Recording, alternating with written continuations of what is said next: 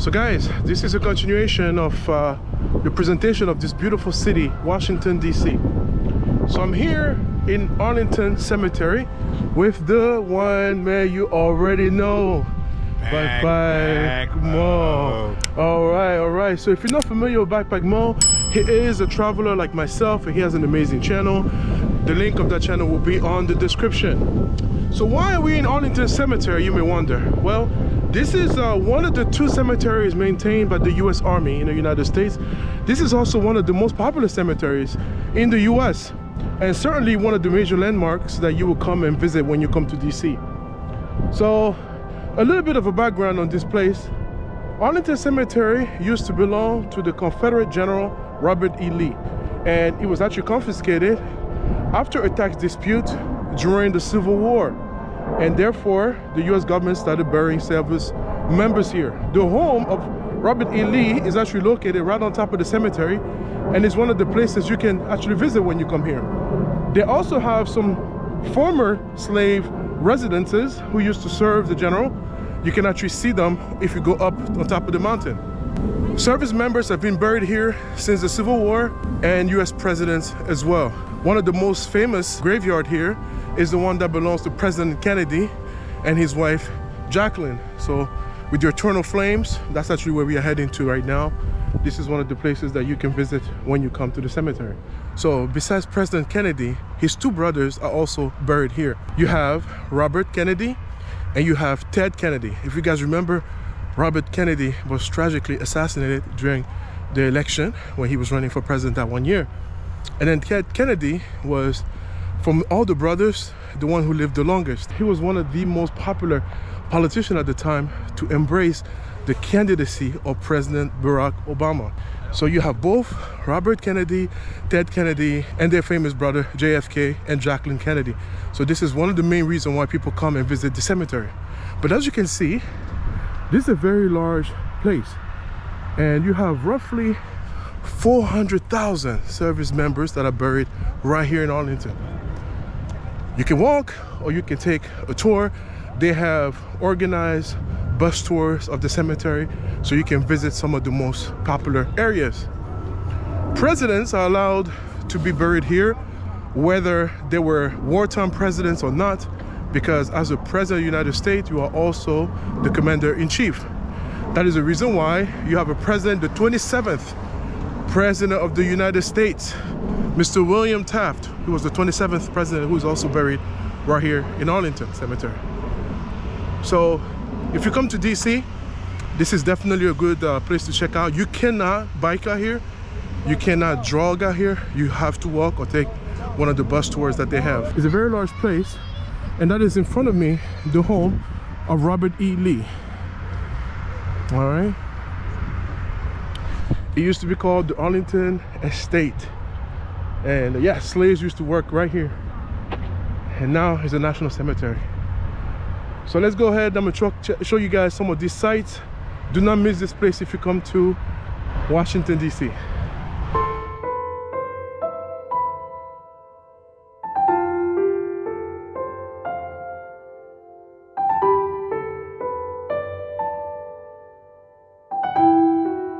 So right behind me is the burial site of President John Kennedy, right there.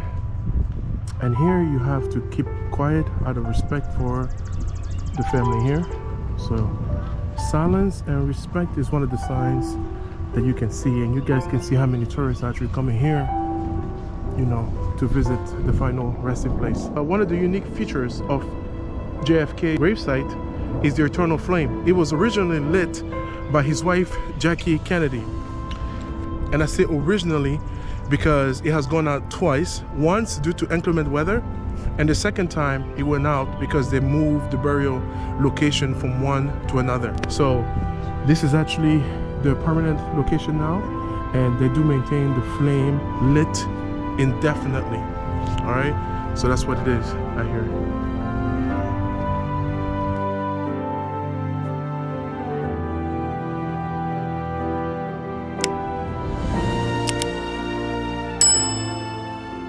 The burial place of Robert Kennedy. Mo, what do you know about the Kennedys, man? Definitely going back to like the civil rights movement, John F. Kennedy was a very pivotal point. If you actually go to a lot of, Black Americans' homes, they have a picture of JFK and then one of Martin Luther King, and sitting up in their houses too as well. So that was an early childhood memory that I saw. I mean, I wasn't alive during, his presidency reign, but this is one of the first things that I learned about him as well. So, it's one of these places when you have a family member visiting the city, they really want to come and check it out. We take a lot of these things for granted. This is our backyard, That's right. So, but people come from all over, you know what I mean? Yes. You have kids that go on school field trips. Yes. That, come all the way out here from states like Montana or Texas, wherever, this is a history lesson, So growing up in the U.S., you're taught U.S. history, and these are part of the things that, these are field trips that kids look forward to the end of the year to come out to Washington, D.C. This is just our backyard. It's our backyard, so we want to go ahead and show you guys so you know what to look for when you come out here.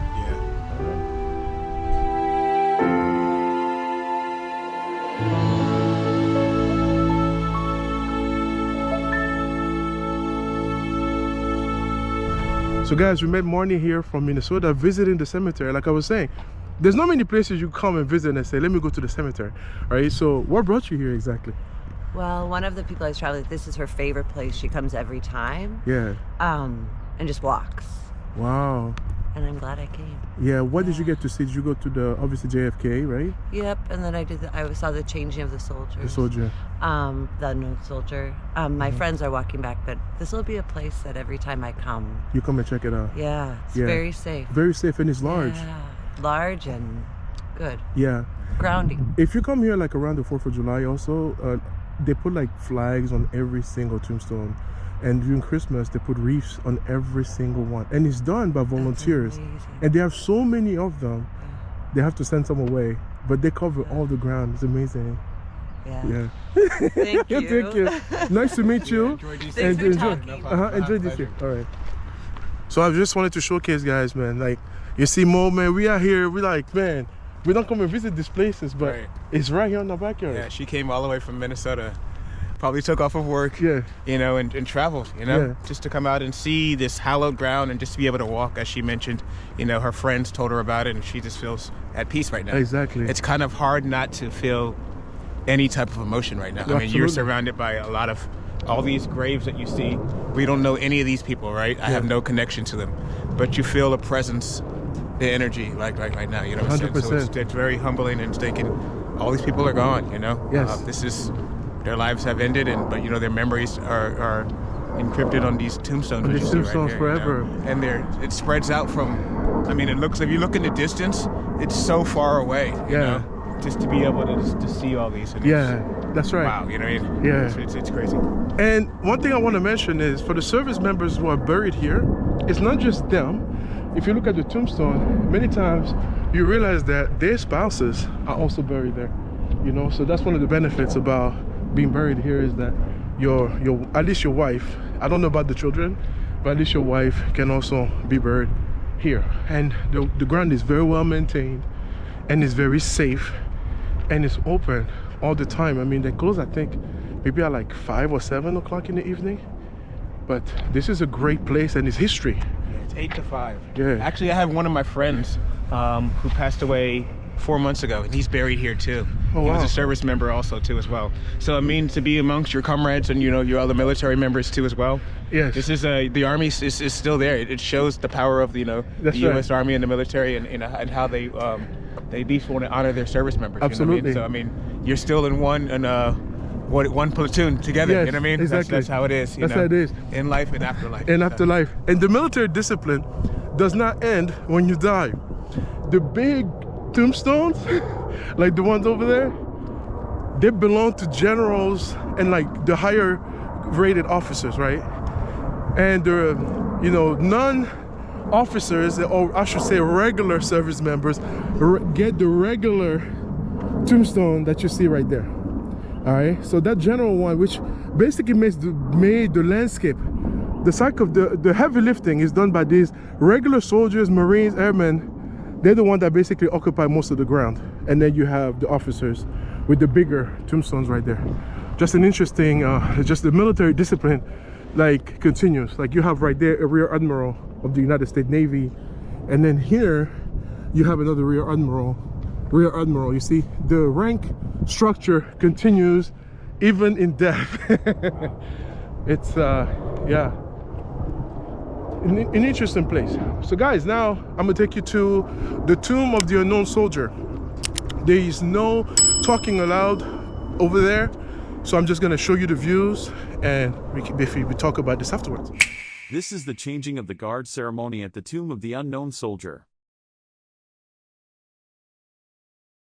Here, every day, regardless of the weather, the guards of the 3rd U.S. Infantry Regiment, also known as the Old Guard, pay tribute to the fallen heroes who made the ultimate sacrifice for our nation.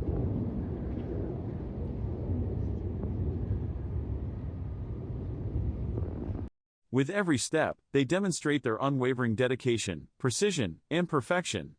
Timing is key in this timeless ritual, a symbol of respect that dates back to 1937.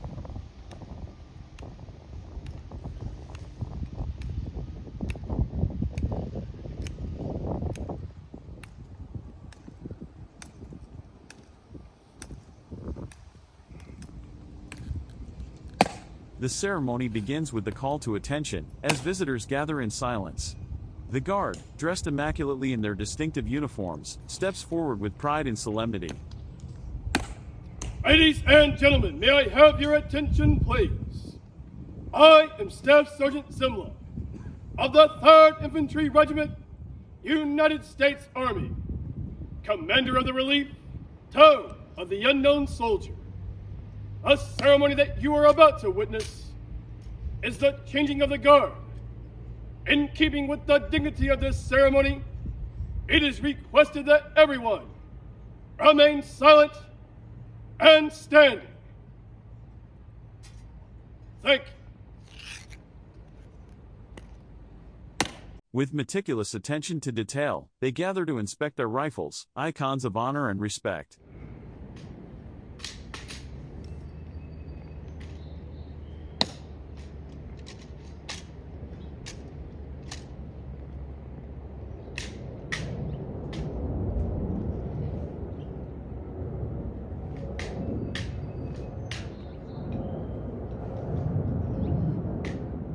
No smudge, no imperfection is left unattended.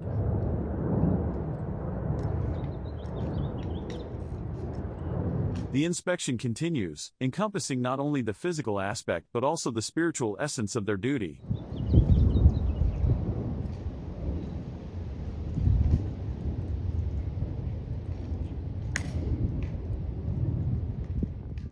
The honor guards march in perfect synchronization, a testament to their unwavering dedication.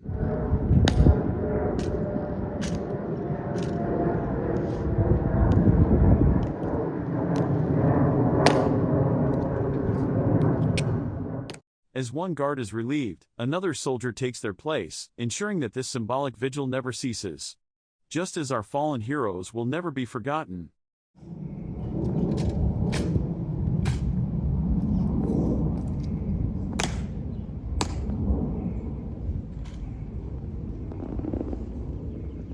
Their movements are deliberate and purposeful, each step echoing with the weight of history.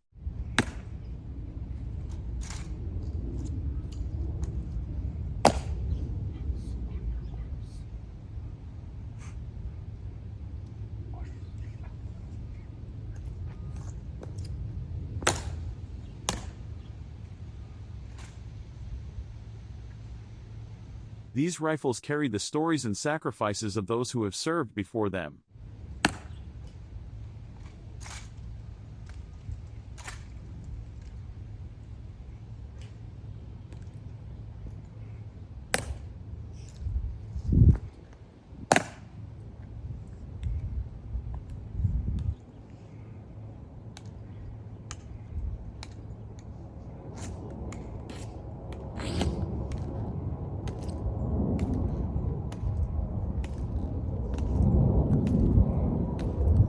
Let us remember the sacrifices made by those who have gone before us as we witness this precise ritual.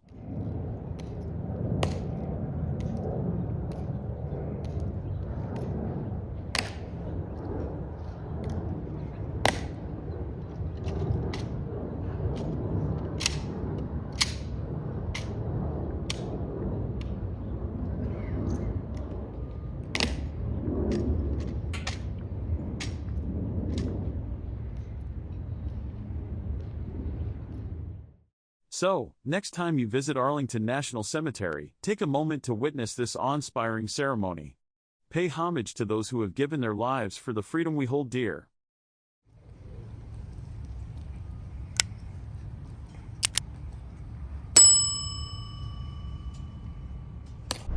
So guys, you just witnessed the ceremony of the changing of the guard here. This is the tomb of the unknown soldier. Throughout different wars, many times it's hard to identify bodies, especially back then, due to poor record keeping. Today, service members have dog tags. It wasn't always the case. It's gone through a different process, but sometimes it's just the mere condition in which the body can be is difficult to identify, the remains. So right here is the tomb of the unknown soldier in Arlington Cemetery. And there are remains. My understanding is that they have remains of 4 different service members, one from World War I, one from World War II, Korean, and the Vietnam War as well. So this is definitely hallowed ground, and one of the places that I strongly suggest you visit. They do it every half an hour. Generally, I think during the winter they might do it once an hour or something like that, but it varies. Just double check the times before you come over here. It's a very good 10-15 minutes walk. Is not too bad at all, and you can actually enjoy the ceremony of the changing of the guard. All right, so that's what it is. So let me see what Bakpamo is up to, man. So what you think of this ceremony? I know you've seen that a few times. Yeah, I've seen it a few times, but every time you see it, it's something different. Absolutely. What I mean? The seriousness of it, every movement that they put into the steps and the cadence of the service. Yes. Is and a lot of these are around the world too as well. Yes. But like we said, this is our backyard. This is what DC looks like. Mm-hmm. So. And right in front of me is the home of the former Confederate general by the name of Robert Lee.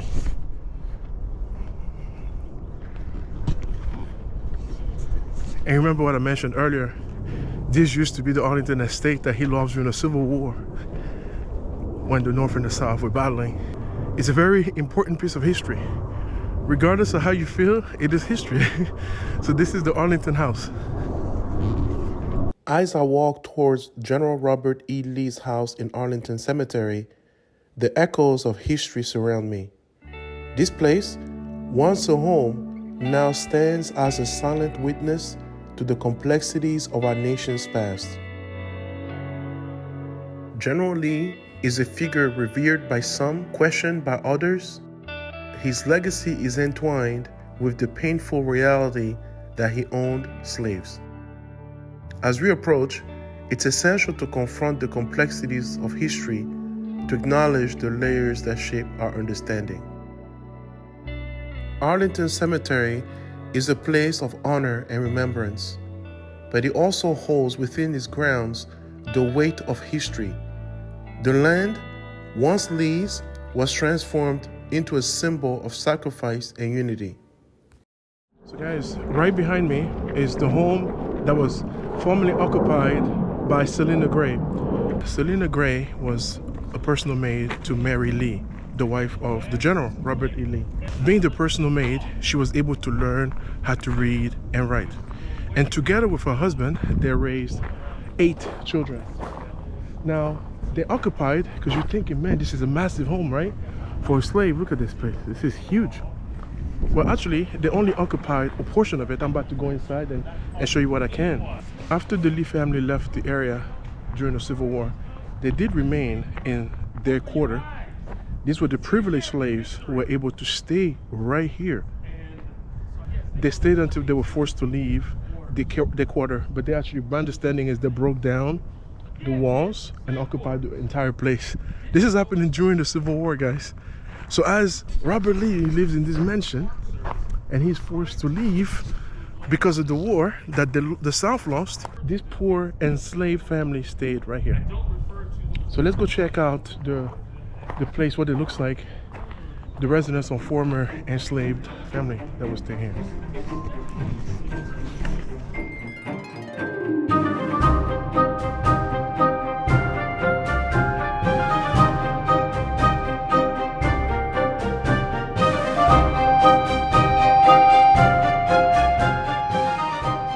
So guys, I entered the quarter and it's protected by a piece of glass, but the actual quarter where they stayed, you know, it remains, and you can kind of see the space that they had right here.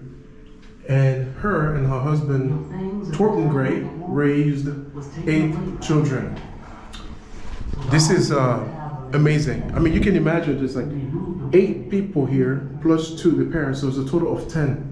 Man, Mo, what do you think, man? It's crazy. You know, it's real crazy. I mean, just we feel even cramped being in this small space, just you and I, just us two. Yeah. Itself, imagine living with 10, you know, I mean, and children at least, you know, and, right. and knowing that you've been enslaved and your children are enslaved. Right. That's the worst part. Right.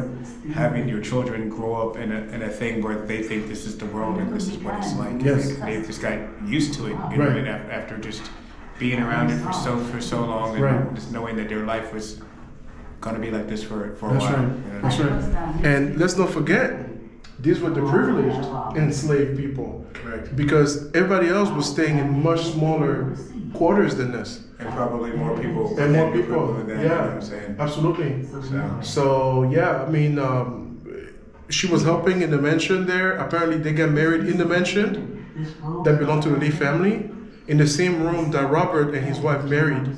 So they were definitely, for being enslaved, they were treated better than others who were not lucky enough to work in the house. They were even able to learn how to read and write. You know, that's crazy.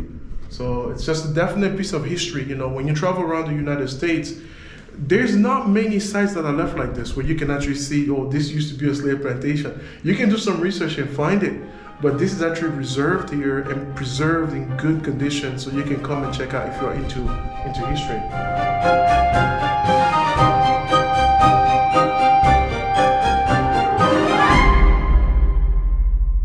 It's with a lot of emotion, you know, to see the enslaved people's quarters and then the big mansion that was occupied by the general. But again, regardless of how you feel about history, it is history, and it's our job to keep it alive, right? So I think this whole traveling thing, my channel is about traveling, but one thing I want to reflect on is that, hey, traveling starts at home.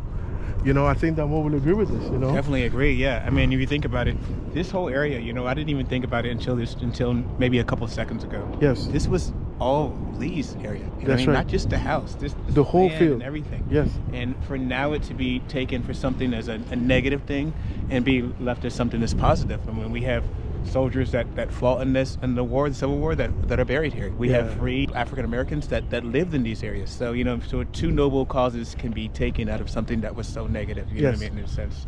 And for them just to totally stripped everything that he left behind and leave something positive, it makes me feel a little bit better, you know, because initially, I told you this off of camera, I didn't want to come up to the house and you know, see a lot of this thing. So I think a lot of Blacks and African Americans think they don't want to be reminded of, you know, Civil War or things or negative, bad things of the past. But it's important that we learn our history and we learn what's going on too as well. So I mean, I learned something new just coming up here today, and I've lived here my entire life. That's right. So that's what I take out of it, you know. And so Absolutely. you know, you feel like a sense of, you know, wow, I've educated myself and I'm growing and I'm learning new things too as well. Absolutely. There is so much, and we are blessed, those of us who live in the Washington, D.C. area, we are blessed to be surrounded with history. If there's one thing that I love about this area, is just the number of historical sites that are here. The mere number is overwhelming. And the museums alone, and I mentioned this in the previous video, they are free. They are free. So if you can't get on the plane and travel somewhere far and exotic, hey, Washington, D.C. is definitely a place you want to put on your bucket list, guys. Check it out. We have also all major sports over here. We have an NBA team. Don't make fun of our record. We have a NFL team. Don't make fun of that record either. You know, you got soccer here. Or the basketball team, or the baseball team, That's or the hockey right. team. You know what I mean? Yeah. We got it all right here in Washington, D.C., guys, with the baseball. You know, they won the championship, man, not long ago, right? And a couple years ago. A couple years ago. Yeah, so we're not all Same bad. with hockey too, you know. And hockey as well, you know, the Capitals, man, they're good to go. So you have, you know, you got a lot of sports going on here. All major concerts, man, all these famous people, they come and do concerts here. So you always have something going on. And then in the summertime, you know, festivals after festivals after festivals. I mean, DC stays alive, you know what I mean? And I want to encourage you guys, whether you are in the United States or abroad and you think about coming, the US is not just New York, it's not just LA. come and check out Washington, D.C. as well. We have a couple of things that might spark your interest, all right? This is just a brief synopsis of what you can see here in Arlington Cemetery. Subscribe to my man's Ivaintures channel, man. And, you know, if you guys have time, check me out too. Backpack_Mo. Find me on YouTube as well. All right, thank you, man. Appreciate that. Guys, yes. All right. This is Mo. We've been to several countries together at this point. Yeah, I mean, there's a lot more trips coming up. Many man. more to come. This is a big world. You know That's what I mean? right. So we haven't conquered it all, but, you know, stay tuned and we'll keep it locked, guys. Absolutely. All right. Peace.